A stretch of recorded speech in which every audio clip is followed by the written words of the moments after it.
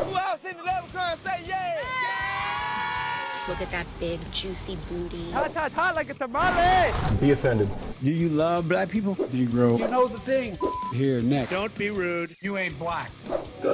Shawn Cav. You're going to have a flame coming out of your butthole.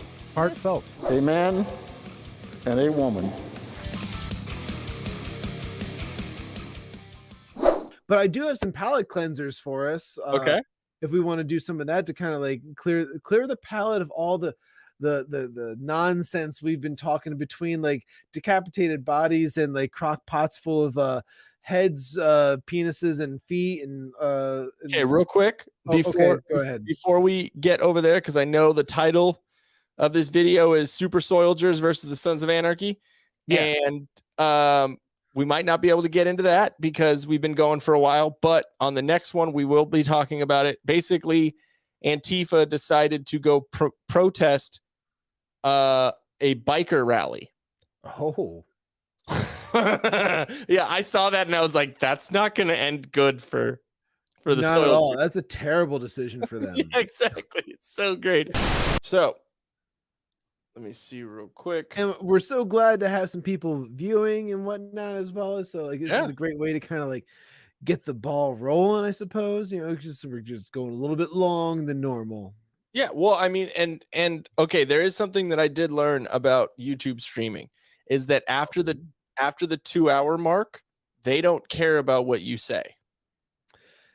Well, I don't know if we're gonna hit the 2-hour mark. I'm just saying for future reference. Okay, good to know. Like, you know, literally, we can definitely do some stuff on there. Or once we hit the 2-hour mark, we can really get into some shit.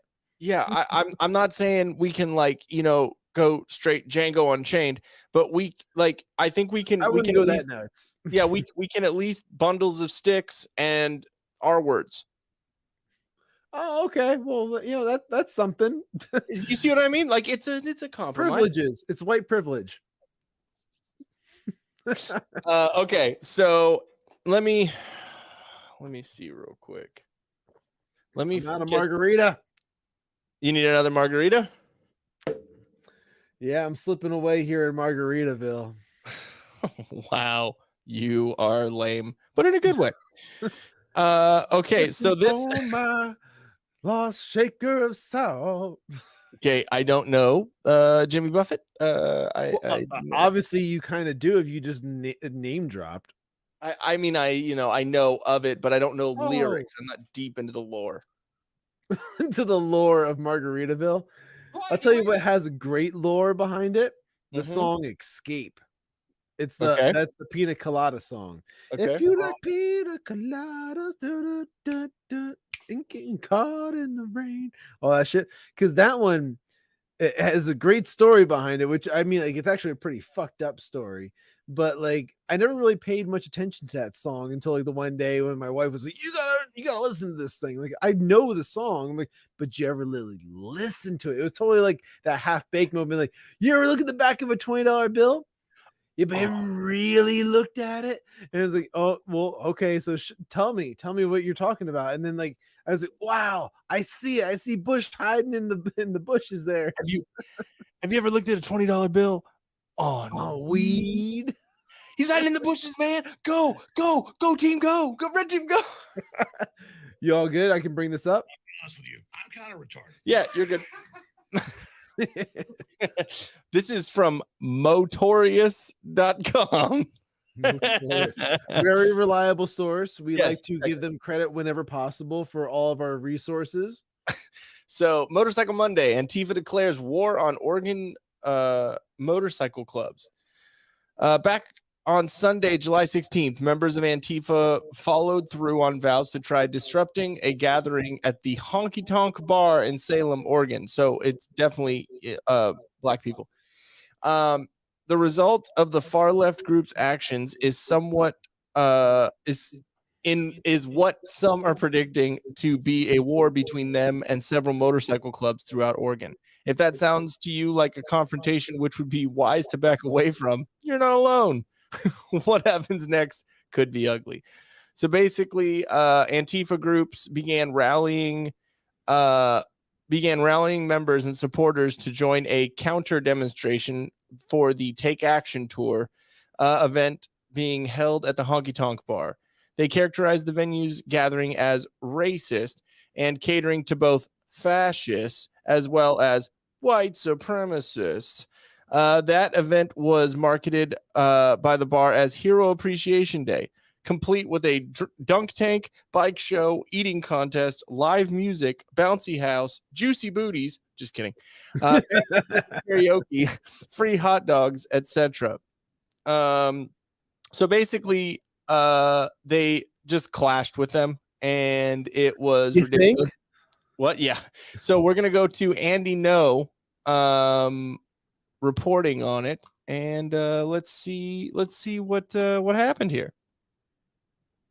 We're going to continue to show the people, and you better fucking listen to your security. Yeah. Oh my God. Sorry, I just had to. Thank you very much, Portland, Andy. Thank you very much, Portland, Andy. These are all great people.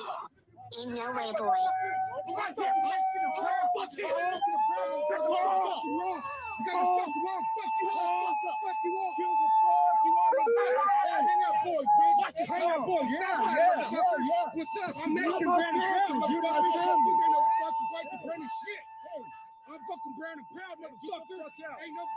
Jesus. Isn't Antifa so brave that they wear masks everywhere they go so they don't ever reveal who they are? Yeah, exactly. Like, meanwhile, everybody else just shows their face, like, like, this is who I am, this is what I believe, but they hide who they are because of what they believe. After 2 hours, I would have more words to say.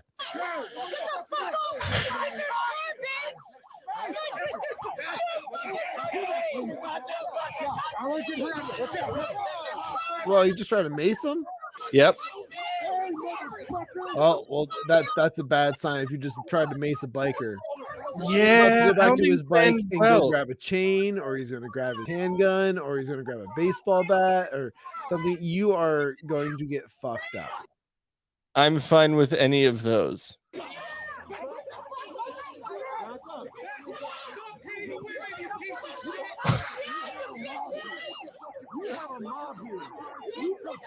Okay, can we just point out that they're using a police siren on their little bullhorn, but they don't like police? Is that not funny? Well, they want to defund the police. They want to get rid of the police for sure. But like, it's shocking that they want to use that. They always want to call the police whenever it would benefit them. Okay, so we've obviously seen plenty of Antifa videos and them being complete twat waffles. Well, and Andy No has always been a gold mine for any Antifa videos because he's always been the guy who was right in the mix of all of it up until when he got beaten nearly to an inch of his life.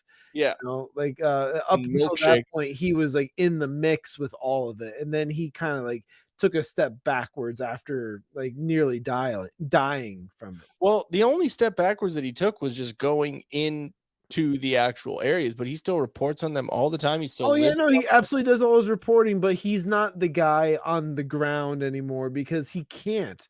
Yeah, like, they know who he is, and they hunted him down, and then they beat him within an inch of his life.